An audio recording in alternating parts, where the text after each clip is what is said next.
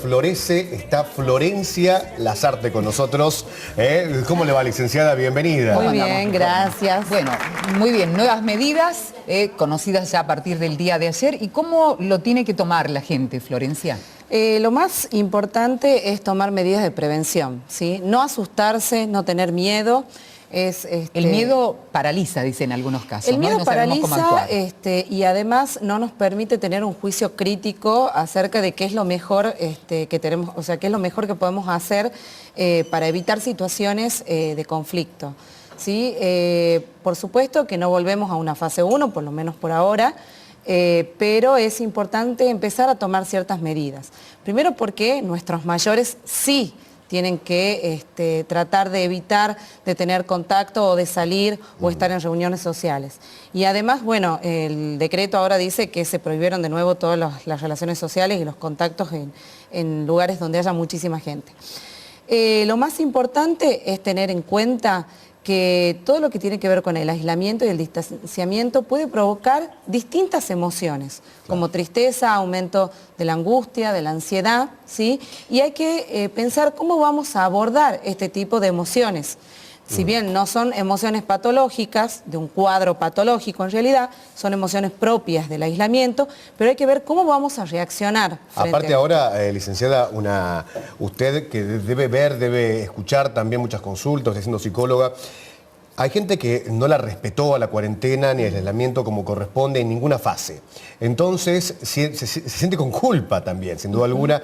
¡Ay, qué macana, volvemos a esto! Y también cómo manejamos esa emoción también desde lo emocional, esa culpa que da cuando no cumplimos con las normas que estipula el Estado, ¿no? ¿Qué le decimos a esa gente que se siente que nunca le va a tocar, que nunca le va a pasar, que se sienten superhéroes y que realmente son como cualquier otro mortal? Lo más importante es pensar que todos podemos tener en nuestra familia una persona de riesgo, ¿sí?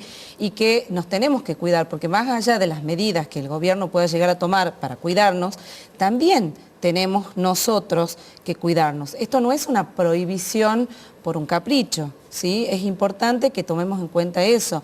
Todos podemos tener un papá, una mamá o un abuelo hipertenso, diabético o con alguna dificultad en la salud, ¿sí? Y es importante cuidarnos.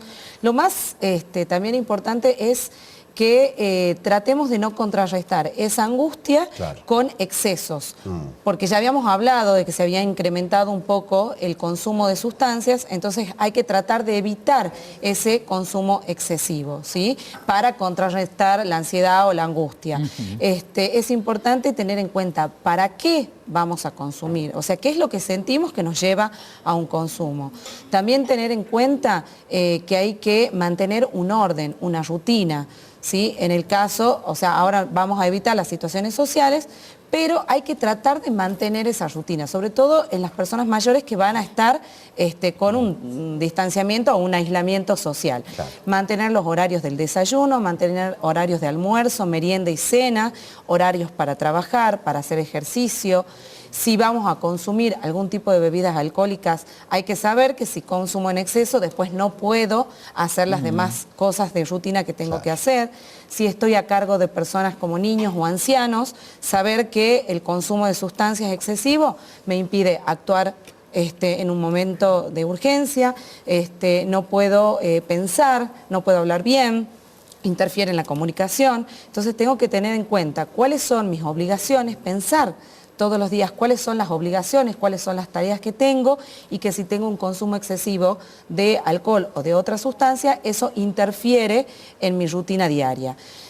Además, es importante tener en cuenta cuáles son estos sentimientos que se van provocando, como vos decías, angustia, tristeza, ansiedad, ¿sí? Y tratar de hablar sobre eso. Son sentimientos normales. Ya hemos tenido una etapa, la primera parte de la cuarentena, y lamentablemente el balance no ha sido muy positivo para aquellas personas que han tenido que estar guardadas, doctora, con el tema del consumo, que como usted decía, del alcohol, de los estupefacientes, de las otras pastillas para tratar de calmarse un poco y demás. Entonces yo creo que ya tenemos una muestra de no volver a hacerlo por el daño que provoca en la persona, ¿no? Exactamente, no solo en la persona, sino que también nos pone en riesgo en cuanto a la salud, ¿sí? ¿Por qué? Y tenemos que ser conscientes que cualquier tipo de exceso o desborde puede provocar situaciones que nos lleven a tener que recurrir a una guardia en algún hospital o en algún centro de salud. ¿Qué es lo que pasa? Vamos a estar colapsados, es una realidad. En algún momento podemos llegar a estar colapsados y generar este tipo de situaciones hace que se incrementen los problemas, ¿sí?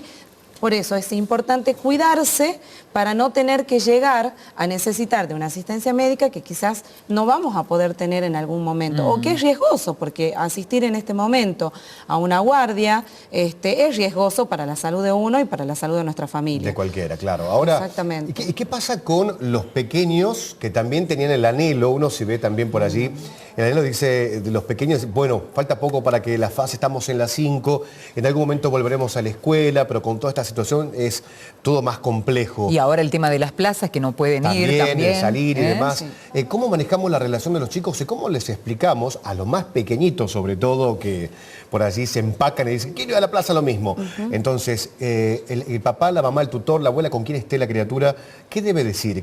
¿Cómo debemos actuar y el mensaje cuál debe ser? Lo importante es no transmitir miedo, como habíamos dicho, porque los niños reaccionan mucho a ese miedo y pueden sintomatizar en algún punto. Claro. Lo importante es hablar con ellos, ¿sí?, de que no podemos hacer determinadas actividades porque tenemos que cuidar a nuestros mayores, tenemos que cuidar a nuestros abuelos. Ellos, por lo general, los niños tienen una relación muy importante con los adultos mayores de la familia y es importante explicarles que hay que cuidarlos, ¿sí?, y que en algún momento vamos a poder volver a salir, como pasó hace unos días atrás, que ya podíamos más o menos tener una vida, les diría que prácticamente normal, salvo por el retorno al aula. Y tratar de explicar que nos tenemos que cuidar y que por eso son las medidas. Claro. Lo importante es tratar también de que haya un orden dentro de la casa, un orden con los horarios para comer, como les decía, orden para hacer las tareas, un orden para tener actividades de recreación con los niños. Es importantísimo que podamos brindarles un espacio a ellos y también un espacio para que ellos puedan expresar sus emociones. Nos vamos a encontrar con niños más irritados, con niños que tienen más reacciones agresivas frente a situaciones, que es lógico por la situación que están viviendo. Decirle a un niño que no puede salir a jugar y que tampoco tiene la escuela y que encima tiene que hacer muchas tareas en la casa, bueno, lleva todo un proceso. Entonces lo importante es contenerlos. Bien, a veces lo podemos hacer, otras veces no nos sentimos capaces para tal situación. El PUNA está trabajando y hay números de teléfono al cual la persona puede acudir, ¿no? Exactamente, tenemos nuestras líneas, que siempre las pasamos ahí en las placas, ahí están. Son nuestras líneas de orientación y contención, no solamente de consultas por consumo excesivo de sustancias, sino por cualquier situación que esté atravesando una persona en relación a esto del aislamiento o si se encuentra saturado. Hay personas que emocionalmente no se encuentran bien en este momento debido a las situaciones que están viviendo.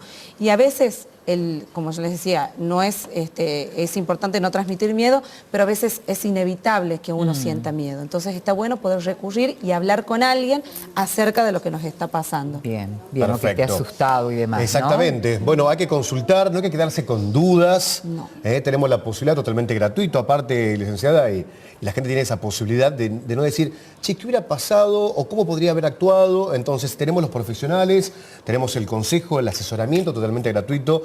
Allí en el PUNA está usted y otro equipo, así que bueno, va a ser un placer que esta charla se vuelva a repetir el próximo día lunes. Bueno, y vamos viendo cómo la llevamos. Muy amable, doctora, muchísimas gracias.